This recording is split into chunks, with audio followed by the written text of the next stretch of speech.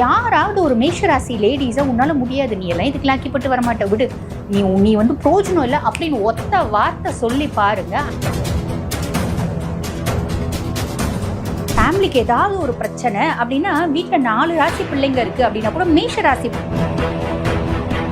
மேஷத்துக்கு எப்பயுமே வந்து கெத்து வேணும், டிக்னிட்டி வேணும். நான் 4 பேருக்கு முன்னாடி ரெஸ்பெக்ட்ஃபுல்லாக இருக்கணும், சொசைட்டியில் ஒரு மரியாதையாக இருக்கணும், இந்த செல்வாக்கோட இருக்கணும். ஆனால் ஸ்கூல் படிக்கிற பிள்ளைங்களுக்கு செவ்வாய் ஆதிக்கம் பெற்ற பர்சனாலிட்டி இருந்தாலும் பொதுவாகவே இந்த செவ்வாய் என்ன சொல்லுவாங்க அப்படின்னா ஒரு ரவுடி கிரகம் அப்படிம்பாங்க.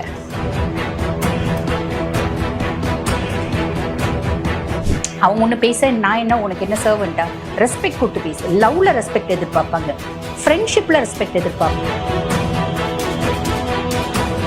எனக்கு மரியாதை குறைவில்லை, ஆனால் ஹஸ்பண்டுக்கு தெரியாம கூப்பிட்டு வீட்டுக்கு வர வச்சு காசு கொடுத்து ஒரு ஆணுக்கு ஆணா பெண்ணுக்கு பெண்ணா இருக்கக்கூடியவர். திருமணம் லவ் பண்றதோ இல்லை வந்து பார்த்தீங்கன்னா கல்யாணம் பண்ணிக்கிறதோ கன்னிராசி பர்சனாலிட்டியை கல்யாணம் பண்ணிக்கினாங்க அப்படின்னா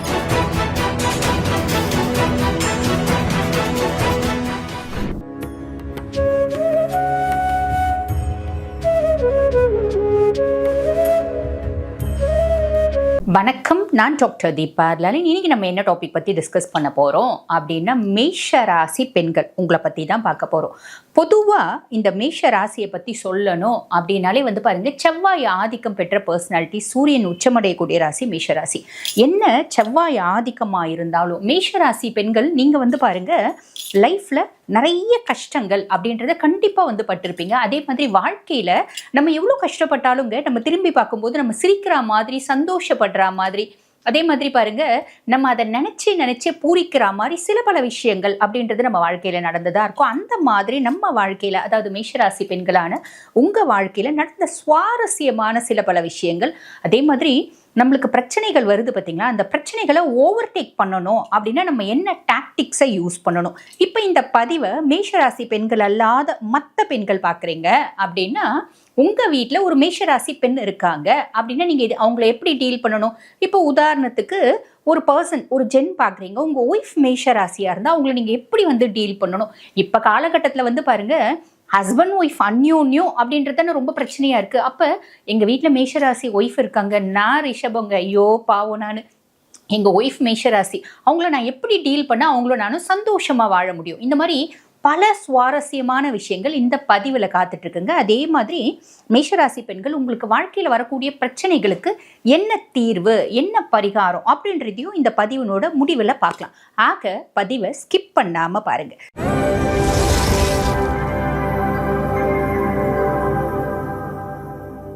சரி, முதல்ல மேஷம் அப்படின்னாலே வந்து பாருங்க, இந்த ராசி நெருப்பு தத்துவ ராசிங்க. செவ்வாய் ஆதிக்கம் அப்படின்றதுனால ஒரு என்ன சொல்றது, ஒரு தன்னம்பிக்கை அப்படின்றது இவங்களுக்கு இயற்கையாகவே இருக்குங்க. இவங்களோட கான்ஃபிடென்ட் லெவலை பார்த்தா நம்ம ஆச்சரியப்படலாம் அப்படின்னு சொல்லலாம். மேஷம் நல்ல கான்ஃபிடென்ட், என்னால் முடியும், என்னால் மட்டும்தான் முடியும் அப்படின்ற ஆணவம் கிடையாது, என்னால் முடியும். அது முடியவே முடியாத விஷயமா இருந்தாலும் அசாத்திய சூரர்கள் அப்படின்னு சொல்லலாம். முடியவே முடியாத விஷயமா இருந்தால் கூட நான் ட்ரை பண்ணுவேன், I can, I should and I will. நான் வந்து ட்ரை பண்ணி பார்க்காம தோல்வியை ஒத்துக்க மாட்டேன் அப்படின்ற பர்சனாலிட்டிஸ் அப்படின்னு சொல்லலாம். இது மேஷத்தினோட ஒரு ஹைலைட்டிங் கேரக்டர். இன்னொரு ஹைலைட்டிங் கேரக்டர் இருக்குங்க. அது என்ன அப்படின்னா, யாராவது ஒரு மேஷராசி லேடிஸை உன்னால முடியாது, நீ எல்லாம் இதுக்கு லாக்கிப்பட்டு வரமாட்ட, விடு, நீ வந்து பிரோஜனம் இல்லை அப்படின்னு ஒத்த வார்த்தை சொல்லி பாருங்க, அந்த வேலையை முடிச்சுட்டு தான் முன்னாடி வந்து நிற்பாங்க அப்படின்லாம். இது மேஷத்தை பார்த்து நான் வியந்த கேரக்டர். நான் மட்டும் இல்லை, எல்லாருமே வியக்கக்கூடிய ஒரு கேரக்டர் அப்படின்னு சொல்லலாம். சரி, இப்போ உங்களுக்கு குழந்தை பருவத்துலேருந்து எப்படி இருக்கும் அப்படின்னு பார்த்தீங்கன்னா, வீட்டில் ஒரு ஃபேமிலி, ஒரு 4 பேர், அப்பா அம்மா 3 அண்ணன் தம்பி கூட பிறக்கிறீங்க. அதாவது 3 அண்ணன் தம்பியோடவும் அக்கா தங்கச்சியோடவும் நீங்கள் பிறக்கிறீங்க அப்படின்னு வச்சுக்கோங்களேன். தோராயமாக உங்கள் வீட்டில் ஒரு 6 பேர் நீங்கள் இருக்கீங்க அப்படின்னா, எல்லாரும் சைலண்ட்டாக இருக்காங்க அப்படின்னா கூட நீங்கள் கொஞ்சம் அடமெண்ட்டாக இருப்பீங்க அப்படின்னு சொல்லலாம். குழந்தையில வந்து பாருங்க, அவளுக்கு முதல்ல செஞ்சுட்டு, இல்லைன்னா அவகிட்ட ஓடியாடவே முடியாது அப்படின்னு உங்கள் அம்மா உங்களை வந்து அடிக்கடிக்கு சொல்லுவாங்க. ஐயோ யாருக்கு கொடுக்குறீங்க, உதாரணத்துக்கு உங்கள் பேர் பிரியான்னு வச்சுக்கோங்களேன், பிரியாவுக்கு முதல்ல செஞ்சுடு, இல்லைன்னா அவள் பிடிக்கிற அடம் இருக்கு பாரு, ரொம்ப அடம். அந்த மாதிரி இந்த மயிலே இறகு போடணும், இறகு போடாது பிடிங்கிடுவாங்க பார்த்தீங்களா. அந்த மாதிரி நிறைய காலகட்டத்தில் வந்து பார்த்தீங்கன்னா, நீங்கள் எனக்கு வேணும் அப்படின்னு சண்டை போடுவீங்க அப்படின்னு சொல்லலாம். சண்டை போட்டு அடமெண்ட்டாக வாங்கக்கூடிய ஒரு பர்சனாலிட்டியாக இருப்பீங்க. இது மேஷராசி அன்பர்கள் சின்ன வயசுலேருந்து இப்போ வரைக்கும் ஒரு முறையான உங்கள் லைஃப்பில் நீங்கள் சண்டை போட்டு சாதிச்சது அப்படின்றது இருக்கும். சண்டை போட்டு அடமெண்ட்டாக ஆர்கியூ பண்ணி எனக்கு வேணும், கண்டிப்பாக வேணும் அப்படின்ற மாதிரி சில பல பொருட்கள் அப்படின்றத வாங்கியிருப்பீங்க. அது ஒரு சின்ன ஒரு ரோஜா பூவானா இருக்கலாம், இல்லை ஒரு பட்டு பாவாடையானா இருக்கலாம், இல்லை வாட் எவர் இட் மேபி. அந்த மாதிரி நம்ம சண்டை போட்டு ஆர்கியூ பண்ணி வாங்கின விஷயம் அப்படின்றது இருக்கும். இப்போ வீட்டில் நம்ம நிறைய சண்டை போடுறோமே, இப்போ மேஷம் வந்து பாருங்க வீட்டுக்கு ஆகாதவங்களா அப்படின்னு பார்த்தீங்கன்னா அது உண்மை கிடையாதுங்க. எவ்வளோதான் வீட்டில் வந்து சண்டை போட்டாலும் ஃபேமிலி ஓரியன்ட் பாசக்காரவங்க அப்படின்னு சொல்லலாம். பொதுவாக வந்து பாருங்க, ஃபேமிலிக்கு ஏதாவது ஒரு பிரச்சனை அப்படின்னா வீட்டில் 4 ராசி பிள்ளைங்க இருக்குது அப்படின்னா கூட மேஷ ராசி பிள்ளை முன்னாடி வந்து நிற்கும்.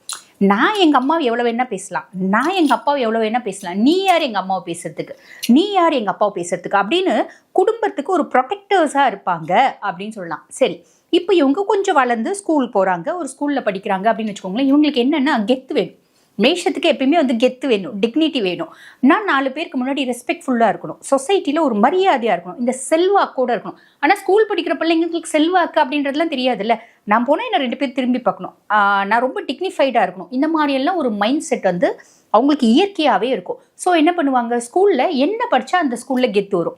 நான் வந்து கிளாஸ் லீடர் இருந்தால் எனக்கு கெத்து வருமா, நான் உடனே கிளாஸ் லீடர் ஆகிடுவேன். நான் வந்து நல்லா படித்தா எனக்கு கெத்து வருமா, நான் உடனே நல்லா படிப்பேன். இந்த மாதிரி அவங்களோட தகுதியும் தராத்தரத்தையும் உயர்த்திக்கிறதுக்கு என்ன பண்ணணும், they will be keep on doing, செஞ்சுட்டே இருப்பாங்க. அதாவது ஒரு முறை நான் முடிவு பண்ணிட்டா என் பேச்சை நானே கேட்க மாட்டேன் அப்படின்னு நினைக்கக்கூடிய ராசிகள்ல மேஷமும் ஒன்று அப்படின்னு சொல்லலாம். சரி, அப்படி இவங்க வந்து பாருங்க ரொம்ப ஸ்டபர்னாக இருப்பாங்க. அப்படி ஸ்கூல் படிப்பு முடியுது அப்படின்னு வச்சுக்கோங்களேன். ஸ்கூலில் இப்போ வந்து பாருங்க ஒரு காலேஜ் போயிட்டாங்க. காலேஜ் போகும்போது இப்போ ஸ்கூலில் ஃப்ரெண்ட்ஸ் இருக்காங்க அப்படின்னா இவங்களோட ஃப்ரெண்ட்ஷிப் எப்படி இருக்கும், ஸ்கூலில் இல்லை காலேஜில் ஃப்ரெண்ட்ஸ் அப்படின்னு இருக்காங்கன்னு வச்சுக்கோங்களேன். இவங்களோட ஃப்ரெண்ட்ஷிப் எப்படி இருக்கும் அப்படின்னா விட்டு கொடுக்காத நட்பு, இறுதி வரை உறுதியான நட்பு அப்படின்றதுக்கும். சும்மா ஹாய் ஹாய் பாய் பைன்னு பேசிட்டு ஒருத்தவங்க கூட ஒன்று. இப்போ வந்து சில ராசிகள் நம்ம பார்க்கலாம், ஒருத்தவங்க கூட ஒன்று, அதாவது இவங்க மனசில் ஒன்று நினைப்பாங்க, ஒன்று சொல்லுவாங்க, ஒன்று செய்வாங்க. அந்த மாதிரி கேர்ள்ஸு அந்த மாதிரி பாய்ஸையும் நம்ம பார்ப்போம் இல்லைங்களா. ஆனால் மேஷம் அப்படி கிடையாது. என்ன நினைக்கிறாங்களோ அதை தான் சொல்லுவாங்க, அதை தான் செய்வாங்க. அந்த அளவுக்கு ஜென்யூனிட்டி, ஹானஸ்டி அப்படின்றது ஒன்று உண்டுங்க. செவ்வாய் ஆதிக்கம் பெற்ற பர்சனாலிட்டி இருந்தாலும் பொதுவாகவே இந்த செவ்வாய் என்ன சொல்லுவாங்க அப்படின்னா ஒரு ரவுடி கிரகம் அப்படிம்பாங்க. அதாவது ஏய்னா ஏய் அப்படின்ற மாதிரி ஒரு பர்சனாலிட்டி. பட் இருந்தாலும் அதில் வந்து பாருங்கள் அந்த ஹானஸ்டி அப்படின்றது ஒன்று இருக்கும். டாக்டிக்ஸு, ஒரு கேவலமான பாலிடிக்ஸு, இது எதுவுமே உங்களுக்கு தெரியாது அப்படின்னு சொல்லலாம். சரி, இப்போ இப்படிப்பட்ட பர்சனாலிட்டி இவங்களுக்கு ஒரு மத்தியம வயசு, ஒரு ஸ்கூல் படிக்கும் போதே கூட இந்த காலத்தில் லவ் வந்துடுது, அது ரெண்டாவது. பட் ஸ்கூல் படிக்கிறாங்க, இப்போ காலேஜ் போயிட்டாங்க, காலேஜில் ஃப்ரெண்ட்ஷிப்பு, ஸ்கூலில் ஃப்ரெண்ட்ஷிப் இப்படி தான் மெயின்டைன் பண்ணுவாங்க. சரி, இப்போ காலேஜில் லவ் பண்ணுறாங்க அப்படின்னு வச்சுக்கோங்களேன். இங்கே இவங்களோட லவ் தான் வந்து பார்த்தீங்கன்னா கொஞ்சம் ஒரு வித்தியாசமான லவ்வாக இருக்கும்.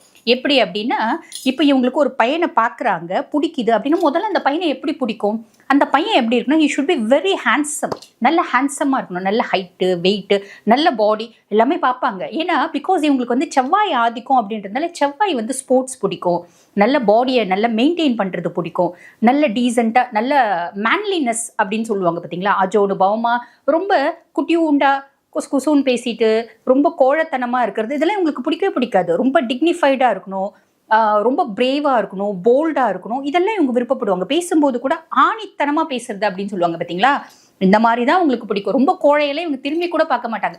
அவன் எவ்வளோ பெரிய கோட்டீஸ்வரனாக இருந்தாலும் சரி. இந்த மாதிரி இருக்க பையன், ஒன்றுமே இல்லாத பையனாக இருந்தால் கூட இவங்க வந்து காசு பணம் பார்த்துலாம் பழக மாட்டாங்க. எனக்கு பிடிக்கணும், என் மைண்டு சிங்க் ஆகணும். என் மைண்டு எப்படிப்பட்ட பர்சனை பார்த்தா சிங்க் ஆகும், என் மைண்ட் நல்ல பாடி இருக்கணும், பையன் நல்ல ஹைட் அண்ட் வெயிட்டாக இருக்கணும், நல்ல வந்து டேலண்டடாக இருக்கணும், நல்ல போல்டாக இருக்கணும், இந்த மாதிரி இருக்க பையனை பார்த்து நான் அட்ராக்ட் ஆகுறேன் அப்படின்னு வச்சுக்கோங்களேன். ஒரு மேஷராசி பொண்ணு அட்ராக்ட் ஆகுது அப்படின்னும் போது இந்த பொண்ணு அந்த பையன்கிட்ட போயிட்டு டைரெக்டாக பேசுமா, பேசாது. ஏன்னா இங்கே வந்து அந்த பொண்ணுனோட கௌரவம் அப்படின்றது அந்த பொண்ணுக்கு வந்து ஒரு பெரிய இதுவாக இருக்கும், ஹிண்ட்ரன்ஸாக இருக்கும். அப்போ என்ன பண்ணும், அந்த பையனை அட்ராக்ட் பண்ணுறதுக்கு அந்த பையன் முன்னாடி பல முறை போவோம், பல ஆங்கிளில் நிற்கும். பட் அவனாக வந்து அவனோட லவ்வை சொல்லணும். புரியுதுங்களா? நான் வந்து அவன் போகிற இடம்லாம் போகிறேன், எனக்கு அவனை ரொம்ப பிடிச்சிருக்கு. பியாண்ட் தட் நான் என்னோட ஒரு இதை வந்து இறங்கி வர மாட்டேன்றேன், என்னோட மரியாதையிலேருந்து நான் இறங்கி வர மாட்டேன்றேன். காரணம் என்ன அப்படின்னா, எனக்கு நானாக போய் அவன்கிட்ட என்னோட லவ்வை சொன்னால் ஒரு பெரிய கௌரவ குறைச்சலான்னு நினைக்கிறேன். இதெல்லாம் வந்து செவ்வாயினோட யூஸ்வலான கேரக்டர்ஸ். அதுக்கும் மேலே சூரியன் வேற உச்சம் இல்லைங்களா, ஸோ அந்த மாதிரி ராஜ கிரகம் இல்லைங்களா, அவங்களோட கேரக்டர்ஸ் அவங்க வந்து கொஞ்சம் கூட இறங்க மாட்டாங்க. ஸோ இவங்களும் பெருசாக இறங்க மாட்டாங்க. அவங்க முன்னாடி போவாங்க, வருவாங்க, அவங்களை அட்ராக்ட் பண்ணுவாங்க, பல ஆங்கிள் அட்ராக்ட் பண்ணுவாங்க. பட் என்ன அப்படின்னா, ஓப்பனாக இவங்க போயிட்டு நான் உன்னை லவ் பண்ணுறேன் அப்படின்னு சொல்லவே மாட்டாங்க. ஒரு ஸ்டேஜில் என்ன ஆகும்னா, அந்த பையனே வந்து சொல்லுவான், எனக்கு ஒன்று ரொம்ப பிடிச்சிருக்கு அப்படின்னு சொல்லிட்டு ஒரு காஃபி குடிக்க போகலாம் அப்படின்னா, இவங்க பெருசாக வீட்டில் வந்து அப்பா அம்மா சொல்கிற பேச்சை 100% கேட்குறவங்க கிடையாது. இவங்க தான் வீட்டில் டாமினேட்டிங் வச்சுக்க, நான் சொல்கிறேன் நீ கேளுமா அப்படின்ற மாதிரி தான் இருக்கும் மேஷம் பெரும்பாலும். அப்போ அந்த பையன் வந்து கேட்டானே, இல்லை இல்லை எங்கள் அம்மா திட்டுவாங்க, எங்கள் அப்பா திட்டுவாங்க, வீட்டுக்கு லேட்டாக போனால் எங்கள் வீட்டில் ரொம்ப ஸ்ட்ரிக்ட். அவங்க வீடு ஸ்ட்ரிக்டான வீடாக தான் இருக்கும். பட் பியாண்ட் தட் இவங்க பெருசாக அம்மா அப்பாவுக்கு பயப்பட மாட்டாங்க. அதையும் மீறி அவங்க அப்படி சொல்லுவாங்க. ஆக இது எதுக்கு அப்படின்னா, அந்த பையனை ஒரு 10 முறை கேட்க வைப்பாங்க. 10 முறை அவன் நாயா பேயா பின்னாடி அலையணும். அதுக்கப்புறமா ஓகே அப்படின்னு அக்செப்ட் பண்ணுவாங்க. அப்பையும் அந்த லவ்லையும் வந்து பார்த்தீங்கன்னா அவ்வளோ பிடிக்கும் அந்த பையனை. அவ்வளோ பிடிச்சாலும் அந்த லவ்லையும் இறங்கி போக மாட்டாங்க. ஆல்வேஸ் நான் இப்படி தான் இருப்பேன், கீழே இப்படி இறங்கவே மாட்டேன், எக்காரணத்தை கொண்டு நான் வளைஞ்சு கொடுத்து போக மாட்டேன் அப்படின்றது ஒரு நல்ல விஷயம்தான். அதாவது எப்படி அப்படின்னா, அதே மாதிரிங்க நம்ம தப்பு செய்யலை அப்படின்னா, நான் தப்பு செய்யலை, நான் எதுக்கு தலை குனியணும், நான் எதுக்கு பதில் சொல்லணும், நான் தப்பாக இருந்தால் மட்டும்தான் பதில் சொல்லணும், தப்பு இல்லை, நான் எதுவுமே செய்யாத போது நான் எதுக்கு உனக்கு பதில் சொல்லணும். இந்த மாதிரி ஒரு கேரக்டரும் வந்து பார்த்தீங்கன்னா ஒரு எக்ஸ்ட்ராடினரி கேரக்டர் அப்படின்னு சொல்லலாம். ஸோ ஆக இப்படி வந்து அந்த லவ் வந்து போகும். பெரும்பாலும் வந்து பார்த்தீங்கன்னா லவ் பண்ணவொடனே கல்யாணம் பண்ணிப்பாங்க. ஒரு சிலருக்கு லவ் வந்து பிரேக்கப் ஆகிறதுக்கு வாய்ப்பு உண்டு. அந்த பிரேக்கப் ஆகிறதுக்கு காரணம் இவங்களாமும் இருப்பாங்க. அதாவது ஒரு அடமெண்ட் ஆர்கியூமெண்ட் அப்படின்றது இவங்க கிட்ட இருக்கும். அவங்க ஒன்று பேச, நான் என்ன உனக்கு என்ன சர்வெண்ட்டா, ரெஸ்பெக்ட் கொடுத்து பேசு. லவ்ல ரெஸ்பெக்ட் எதிர்பார்ப்பாங்க, ஃப்ரெண்ட்ஷிப்பில் ரெஸ்பெக்ட் எதிர்பார்ப்பாங்க, ஹஸ்பண்ட் ஒய்ஃப் ரிலேஷன்ஷிப்பில் ரெஸ்பெக்ட் எதிர்பார்ப்பாங்க, குழந்தைங்க கிட்டேயும் ரெஸ்பெக்ட் எதிர்பார்ப்பாங்க. டிக்னிட்டியை எக்காரணத்தை கொண்டு விட்டு கொடுக்க மாட்டேன் அப்படின்ற பர்சனாலிட்டிஸா. ஏன் டிக்னிட்டியை விட்டு கொடுக்கக்கூடாது அப்படின்னா நியாயம் தானேங்க. அதாவது நான் ரொம்ப ஹானஸ்ட், நான் ரொம்ப ஜென்யூன், நான் ரொம்ப பர்ஃபெக்ட், ஸோ எனக்கு அப்படின்ற கர்வம் இருக்க தானே செய்யும். இதெல்லாம் வந்து பாருங்க மேஷத்தினோட கேரக்டர் அப்படின்னு சொல்லலாம். சரி, அந்த பையனை கல்யாணம் பண்ணிக்கிறாங்க. கல்யாணம் பண்ணிக்கின பின்னாடியும் நீங்கள் என்ன சொன்னாலும் நான் செய்கிறேங்க, நீங்கள் தாங்க எனக்கு வாழ்க்கையில் எல்லாமே, நீங்கள் இல்லாமல் என்னால் இருக்க முடியாதுங்க, சொல்லுங்க அப்படிலாம் கேட்க மாட்டாங்க. நீ ஏதாவது அவங்க 2 பேருக்குள்ள ஒரு கிளாஷ் வந்துச்சுன்னா, நான் கரெக்டாக தான் செஞ்சேன், நீ ஓவரா வந்து பார்த்தீங்கன்னா சினாரியோ கிரியேட் பண்ணுற, நீ தப்பு அப்படின்றத டைரக்டாக சொல்லுவாங்க. இது வந்து பாருங்க பெரும்பாலும் அட்ஜஸ்ட் பண்ணி தான் வாழ்வாங்க. ஒரு சிலருக்கு வந்து பார்த்தீங்கன்னா ஒரு ஸ்டேஜ் மேலே அட்ஜஸ்ட் பண்ண முடியல அப்படின்னும் போது அது வந்து பிரேக்கப் ஆகிறதுக்கும் வாய்ப்பு உண்டு. பொதுவாக மேஷம் ஒரு கொஞ்சம் கஷ்டம் அப்படின்றது இருக்கும் ஆரம்ப காலகட்டத்தில். நடுவில் அப்படியே பீக் போவாங்க, திருப்பி ஒரு ப்ராப்ளம் அப்படின்றது வந்து திருப்பி அவங்க வந்து பார்த்தீங்கன்னா மேல் நோக்கி போவாங்க. அதாவது ப்ளஸ்ஸும் மைனஸும் கலந்தது தான் வந்து மேஷத்தினோட வாழ்க்கை அப்படின்னு சொல்லலாம்.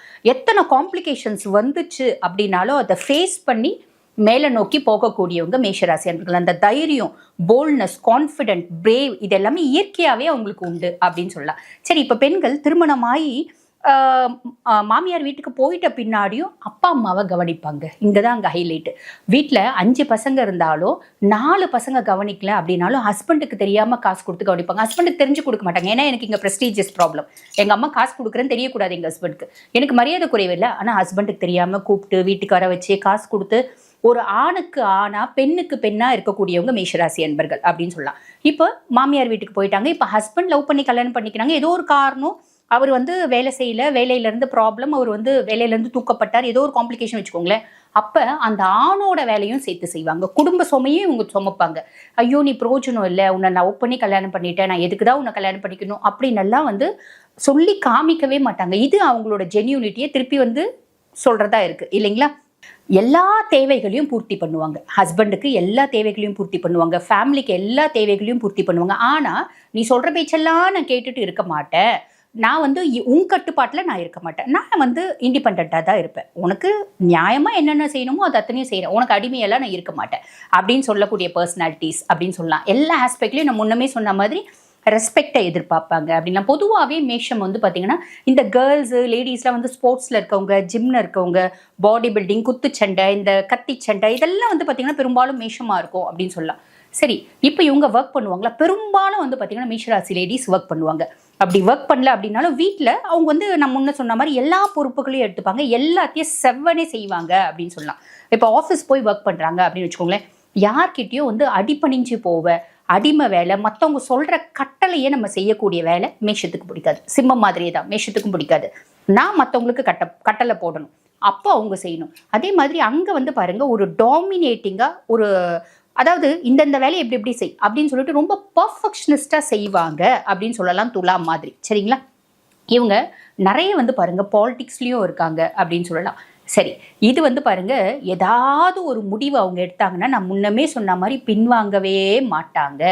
இவங்க வாழ்க்கையில கஷ்டம் பிரச்சனை அப்படின்றது வருமா? கண்டிப்பா வரும். எப்படி அப்படின்னா, இவங்க திருமணம் லவ் பண்றதோ இல்ல வந்து பாத்தீங்கன்னா கல்யாணம் பண்ணிக்கிறதோ, கன்னிராசி பர்சனாலிட்டியை கல்யாணம் பண்ணிக்கினாங்க அப்படின்னா கிளீனா பிரேக்கப் தான். ஏன்னா இவங்களுக்கும் அவங்களுக்கும் ஒத்தே வராது.